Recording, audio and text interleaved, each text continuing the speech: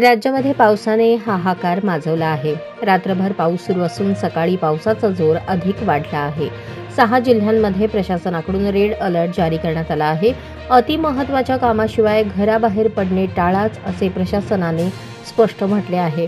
मुंबईत ढगाळ वातावरण असून रिमझिम पाऊस सुरू आहे. भारतीय हवामान खात्याच्या अंदाजानुसार दुपारनंतर पावसाचा जोर अधिक वाढेल.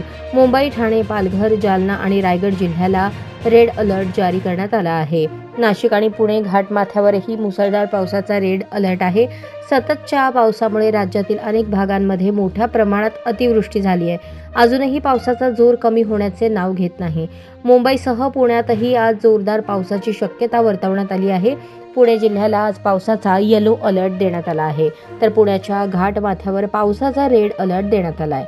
पुण्यात जोरदार पाऊस सुरू असल्याने खडकवासला धरणातून मोठ्या नदीपात्रात विसर्ग वाढवण्यात आला आहे.